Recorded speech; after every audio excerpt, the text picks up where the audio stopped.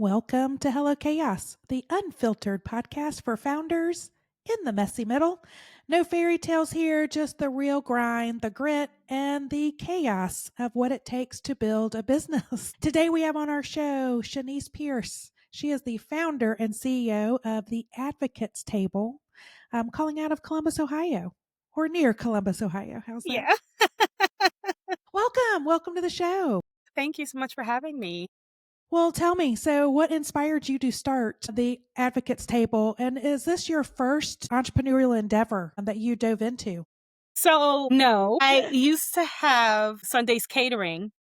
Sunday's Okay. Catering was a business that I formed based on sitting at the family dinner table and wanted to bring that back. And I kind of infused Southern and Caribbean roots Yeah. into the food. And everyone was always coming over my house and like, hey, girl, that tastes so good. You need to sell that. And I used to just You're give like, food all right. away. And then I Yeah. was like, you know what? I should sell this. And so that's where Sunday's Catering came from. And I don't do it anymore, but I still cook and give food away. So if anybody's in Columbus is out there and you wonder what happened to Sunday's Catering, you can still knock on my door and come visit. So, because I'm still cooking. We have the whole entire farm for Thanksgiving, FYI, Wow. on our table. Yes. But the advocates table was formed based out of my own healing because I am a triple negative breast cancer survivor. And for Explain what me, that means when you say triple negative breast cancer. Like, so triple negative is one of the most aggressive forms of breast cancer. And what that means is that all the receptors that tell the oncologist what type of medication and treatment plans to use are all negative. So for me, there was no catch all treatment plan for me. It's kind wow. of like, what are we going to do? Throw spaghetti against the wall and see if it sticks type of deal. And so people, especially in Black and Brown communities, are dying at a 40% higher rate, even though we're getting diagnosed at the same time as our counterparts. And so the treatment plans are very complex. And I also have gene mutations. So I have BRCA2, PMS2, PMS1, and Lynch syndrome. Did as part of the discovery of the cancer, did the gene mutation come out of those diagnoses, or did you already have those diagnoses before? Like how? Great question. I was already diagnosed with the gene mutations in 2020. And the reason how I found out about that was because I was having very heavy menstrual cycles and I wanted to have that stop because once you're in your 40s, you starting to move towards that change of life, right? And Yeah. so you're like, and to myself, I was like, why am I still having these heavy periods? Why am I like keeled over in pain and taking all these meds, Right. blah, blah, blah. So did what every smart person does. I called my mom. And she was Yeah. like, "Go see a doctor."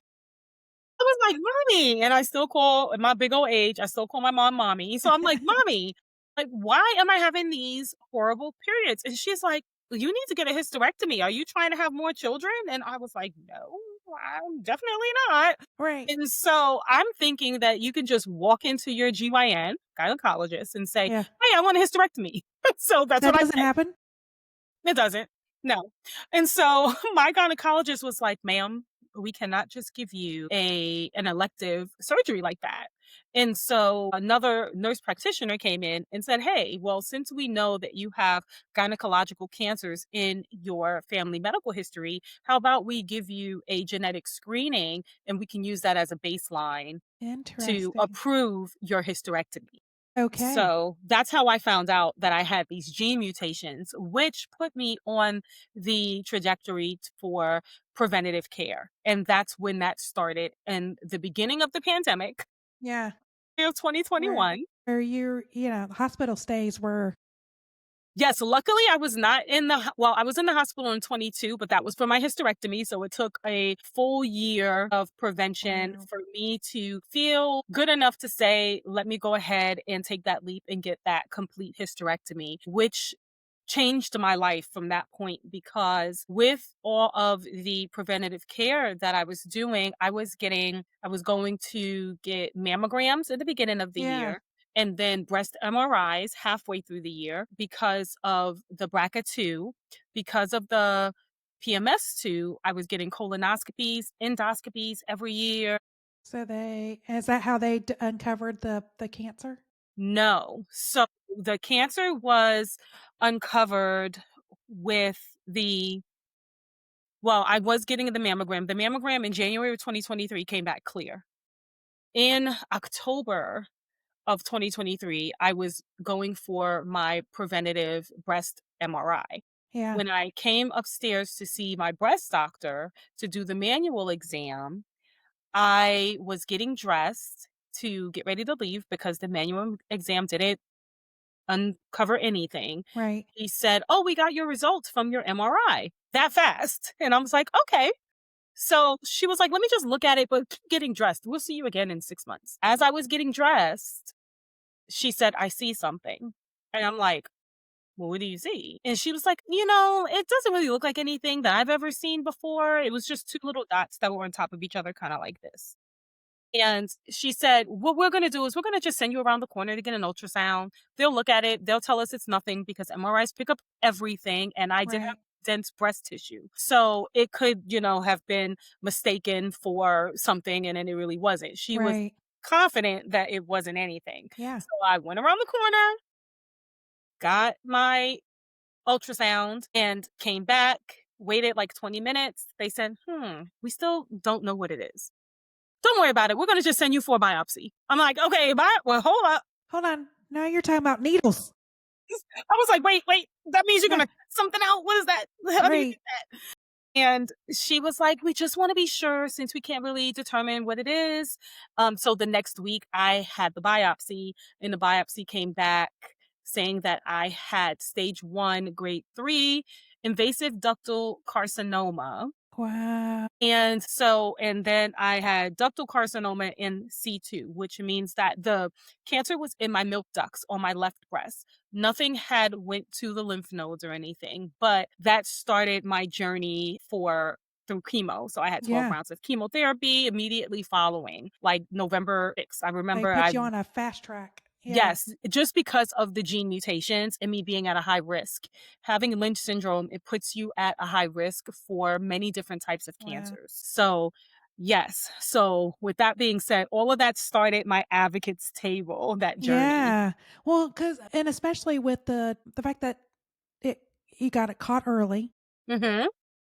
and outside of like a normal I mean, you were in your 40s, so you weren't, the whole thing of like doing these when you turn 50 every year and stuff. So Mhm. you kind of, you did a lot of the annuals that That's right. most people don't even do Right. until like, you know, future years. Yes, yes. And like you said, you would have, you wouldn't have done the MRI because you just had your mammogram. I mean, it just Right. is so like so very lucky that all that was caught, but just also shows you of the diligence That's of right.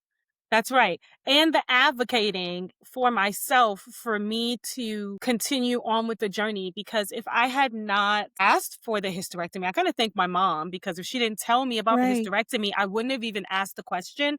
And when I had the complete hysterectomy in July of 2022, when the pathology reports came back, it showed that I had precancerous cells in wow, my lady organs. So I could have possibly had a gynecological cancer at the same time of wow, me finding the breast cancer. yeah.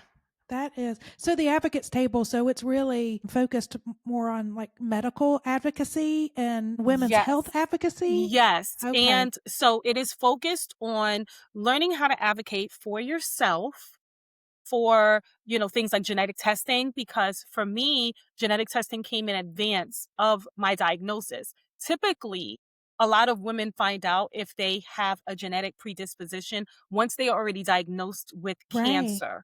And so for me, I was able to get that genetic test in advance, find out about my predisposition, and then start my prevention.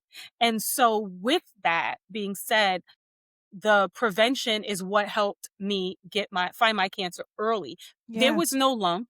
I was in no pain. The only pain I was in was period cramps, right? right. And so, You're and like, and let's get those organs out. right, right, right. And so even yet with the period cramps, I've had a precancerous cell for a gynecological cancer, right? And so Yeah. endometrial cancer is a cancer where, again, you don't feel anything. It's hard to diagnose. There is no prevention for that. Yeah. So for me, advocating and understanding everything about my body also helped me inform family members. I have two daughters that are 25 and 26. Yeah. And when me and my husband found out about my cancer and these gene mutations, we had the discussions with them as being young adults. They were able to also get genetically tested That's so at good. their young ages. And now Yeah. they're starting their preventative care as well because Did they have both one or both I of was my like, did gene they get the mutations. they have the markers too? They do. They do. And Okay. so when you have a genetic predisposition, you get specialized care where you can go in and get a lot of these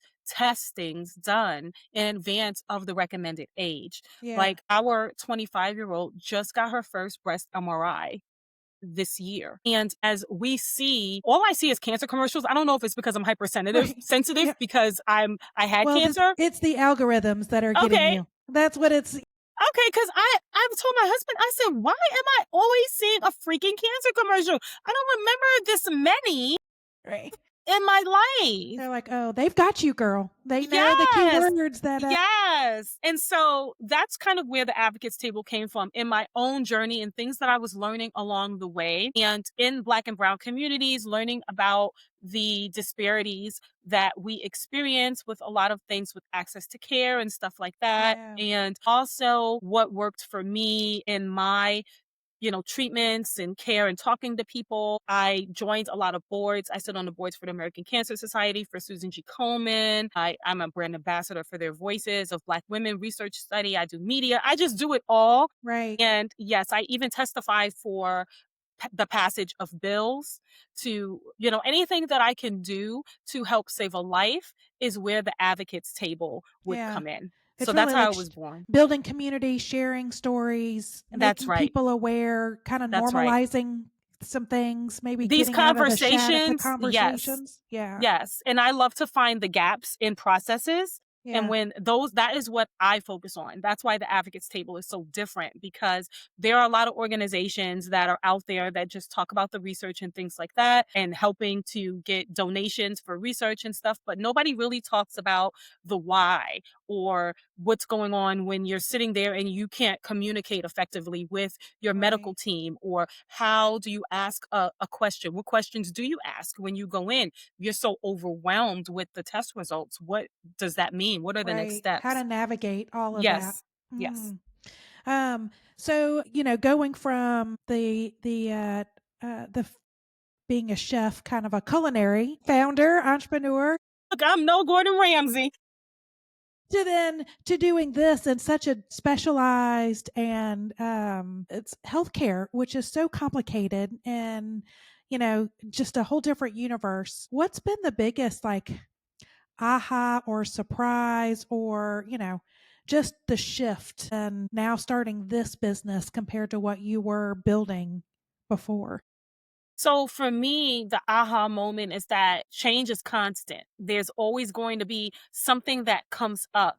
Like for me, one of my aha moments was around like insurance and coverage and disability, because while I'm doing all these things, I am working a corporate job. And so when I am having surgeries and I have to be off and you have to go through these different vendors to get insurance approved, the aha moment was like, okay, wait a minute. I need to do something because I was getting denied for leave coverage for me to have a double mastectomy. The double mastectomy is where they were going to determine if the chemotherapy got rid of all of the cancer. Right. So if I got Because you got to denied, burn it. You got to burn it to the ground, right? Don't they like? yes, yes. And so I'm like, okay, wait a minute. Why am I on the phone speaking to somebody, telling them my situation, having doctors fill out the paperwork, and there's somebody behind a desk making the decision that can impact my life? Having triple negative breast cancer and not having that double mastectomy, if I went with the first no, I Yeah. might not be sitting here talking to you today, because the type of cancer I had is so aggressive that I needed to know because it could have Right. traveled to any part of my body. Yeah. And so that was my aha moment to say, okay, I need to really, really do this Yeah. and help people understand the complexities of all of the systems, of everything that's going on, not just for someone going through cancer, but critical illness in itself. Yeah. What's been the most surprising thing that you learned about yourself in this journey? Because I it's am a stronger shift. than I think. Yeah, I am you are. stronger than I think. And the tenacity and the being able to smile when you just want to break down inside. At a lot of points, it was like there were no more tears left. I could just laugh. It was just like so annoying that I would just, and people might have thought I was crazy because I Right. was just like, I have no emotion left but laughter because I cannot believe how uncommon common sense should be. Right. Right. So what's been the most rewarding part? Helping somebody, Mm, seeing that somebody said, because I heard you talk, I went and got that mammogram that I was afraid to get. okay. I asked my doctor this question. I didn't walk in alone to an appointment where I thought I had to. Or, you know what? I said something to somebody that I didn't know that they wanted to hear for the day. Yeah. That is awesome. Doesn't it feel good? Yes. So as you're building this this business, like is there we all struggle with delegation, Hmm. I think. As fa- have you figured that out like either if you are delegating or if as you scale up how you're going to delegate, has that walk through? So there is a part of my business because my advocates table is a consultancy, so it's an LLC. But I am also so at the table, there are going to be many chairs at the table, and those chairs are going to be different parts of the business. So the first chair that I am creating is called the research chair, which is Okay. going to be the nonprofit side. And so I have to delegate because you have to create a board. Right. And Right. so I'm like, I do also sit on the HOA for my community, and I know how much people love HOAs, and so in my mind, I'm thinking about that Right. was being sarcastic, by the way. We Everybody Because hates an HOA. you got to deal with people. Yes, and so now I love people. I'm a people person. I'm an extrovert, and so for me, but it's the relinquishing some of the control, which Yep. is what having cancer is the hardest thing because you have no control. You don't know what's going on. So I look at the delegation as the same thing. Is me not having control and having to entrust that somebody's going to do something right, even if you are a good leader, Right. because one wrong step could impact a lot of things. It's like a trickle down effect. And Right. so I have to make sure that the folks that I ask if they want to have a board seat are as committed in the mission and vision as I am. And so that's what is taking me the hardest, Yeah. making me like take the longest time to Well, they actually say get that off the you're ground. slow, fire Yes. fast, hire slow. Yes. Because you're Yes. right, you've gotta vet them. You've gotta make Mhm. sure that they believe in the Right. cause, the mission, um, Mhm. and know, how they can be an impact into that. Yes. Yes. And my business is a call to action all the Yeah, time. So you have to be ready and on the go. So when we have those board meetings, I don't want to sit down and everybody's scratching their heads or think it's okay to miss a board meeting or something like right. that. Like, no, these are people's lives that we are trying to save. Yeah, yeah. So, as you're building this, what has been your biggest challenge, the roadblock? Say the roadblock is being the new Jack.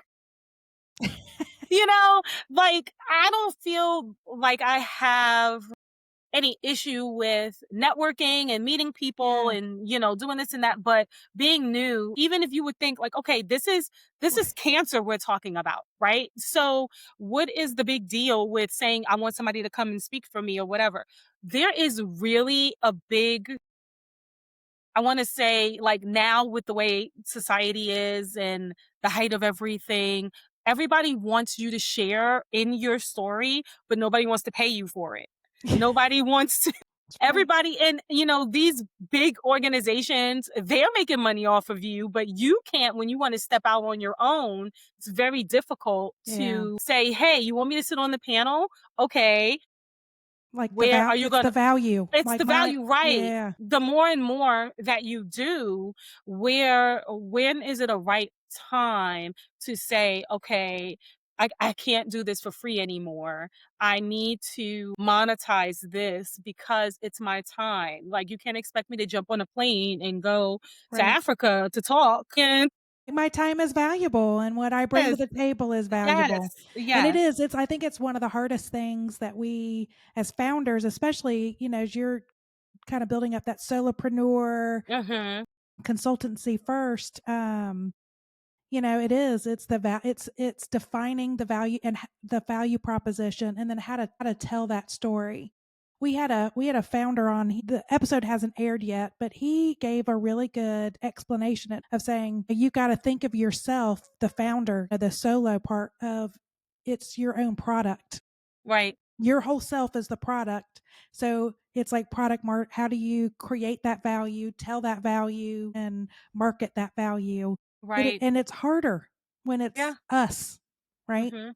Yeah, and when do you cut the rope from, if you are working a corporate job, to transition into All doing your in. own business, Yeah. especially if your business is around like what my business is around. And let's say, God forbid, my cancer were to, if I were to have a recurrence, that safety net that I have of having all of the benefits and perks that I have of being an Right. employee as well. But my passion is doing the Yeah. advocacy work. Like, You'll when do you cut those ties and how do you know? Right. Well, it comes down to, in my opinion, you'll kind of know Hmm. from, was the goal financially? Can you cut Hmm. the ties? Right. Because that's going to be question number one. Hmm. Two, and then like energy source of, if you look at the requests are coming in, and you're going, I can't fulfill these, whatever, 5, 10, whatever the number, because I have this, like, then you kind of know, right? Hmm. It's, if I don't go all in, I will lose the Right. momentum, Right.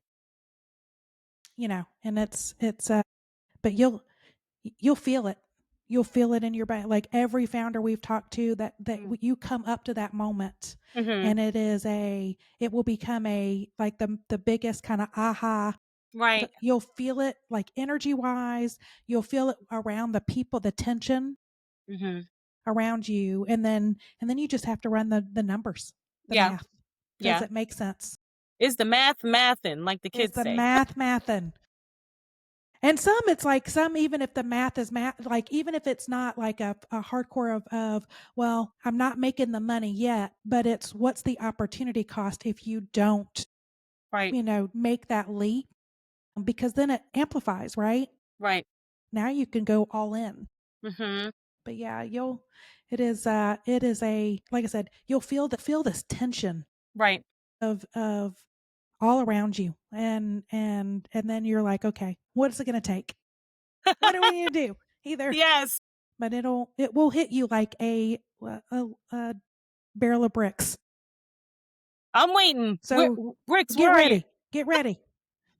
Um, so if you could pick two things Mhm. to change, if I gave you a magic wand, what would need to happen for you to be able to quit the job and go all in? What would you need?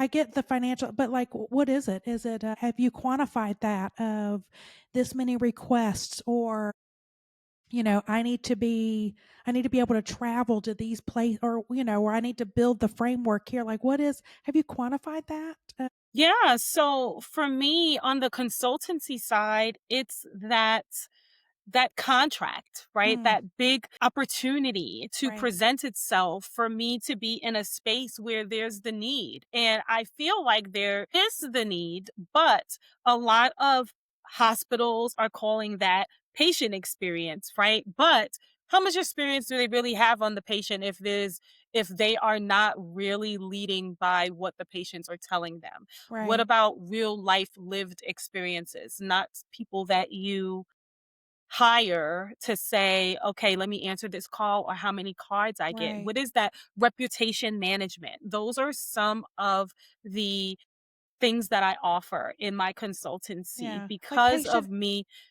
Yeah, Yeah, patient advocacy and things right, like that. And so that's one of the things that I would need. Also, those speaking engagements and being the MC at events or things like right, that. Like right now I do a lot of those things just for free because I love it. right, Right. But again, stepping outside of my comfort zone and saying, yes, I can do this for this amount or whatever. And I feel like, you have to crawl before you walk and that's get your right, name and everything out there. But in the short time that I've been running the advocates table, I feel like I've done so much. So many people are telling me, like, you've done so much in that short right, time. And right, so it's just taking that next step or getting those phone calls or meetings with people where they can really understand what I bring to the table. There is so much need around patients and their doctors and their medical teams yeah, building that relationship and bond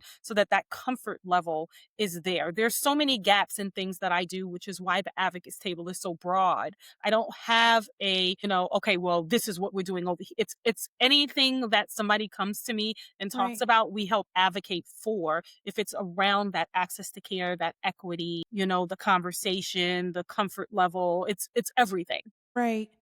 I almost think that with hospitals becoming more consolidated, and we're seeing a lot of doctors going more independent, like they're Mhm. leaving the umbrella. It almost seems like it would be a really good thing for hospitals to outsource instead of insourcing something like Right. to be, because it's a selling point of, Mhm.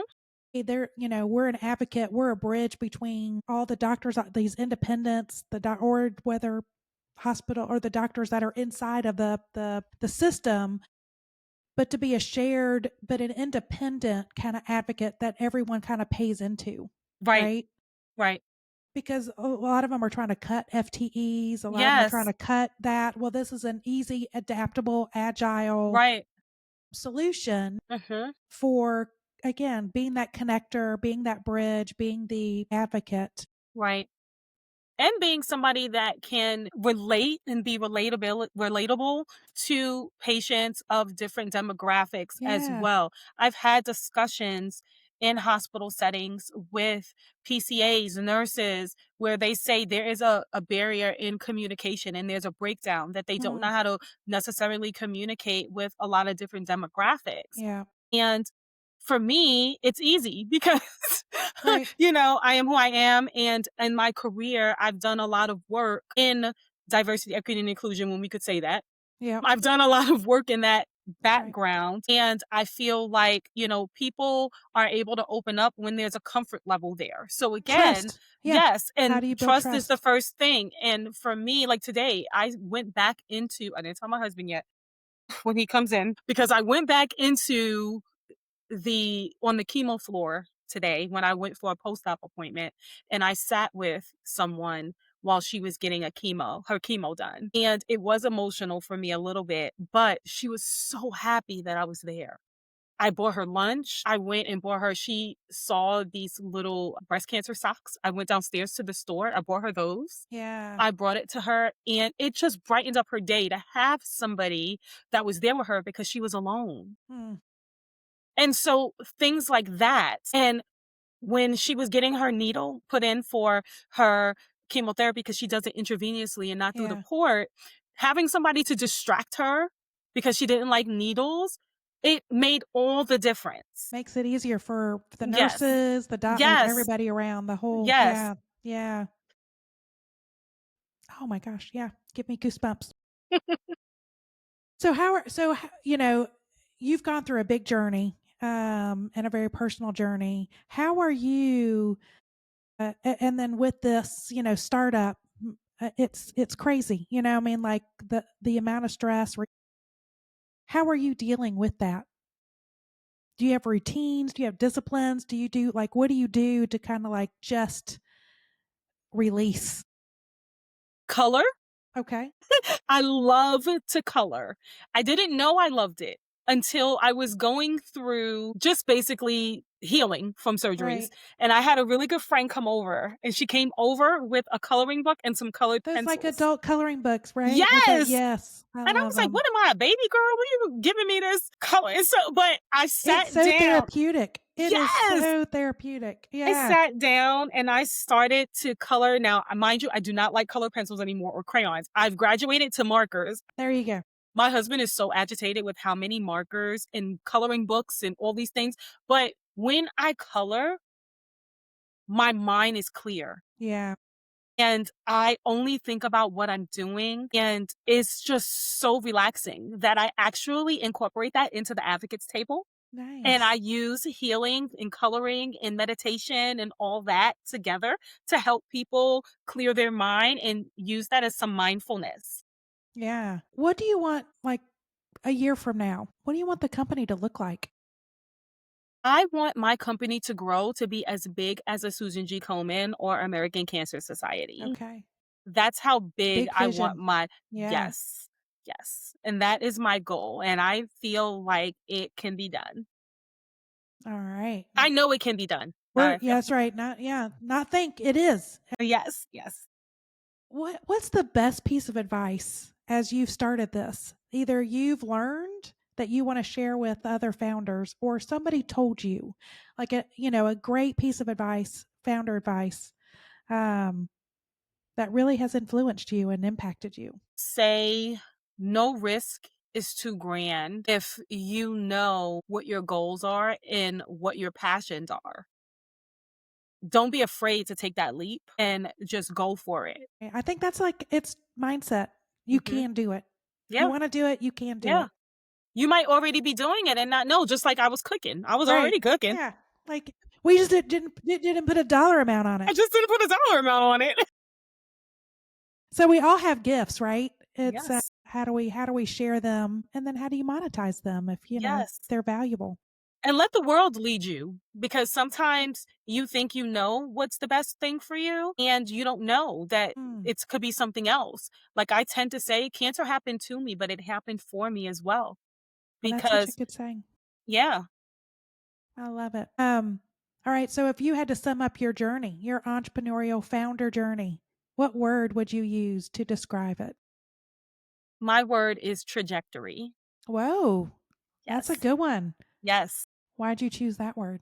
Because my trajectory on life has changed since my diagnosis. There was nothing like kissing death to see what your purpose is. Yeah. And my purpose now and my trajectory has changed immensely. I was climbing the corporate ladder before, and that's what I thought I wanted to do. And now you're like, "Pachwing, let's go." Yes, yes, yes. And now me helping to save a life is the most important thing for me, especially in communities that look like mine, where we're dying at such alarming rates. And especially since our two daughters have one or both of the gene mutations that I have, I want the world to look different for them. And God forbid this cancer or another cancer takes me out. There is something that they can continue to keep going and to Right. continue to save another one and another one and another one. So Legacies. trajectory, yes, Yeah. trajectory for me.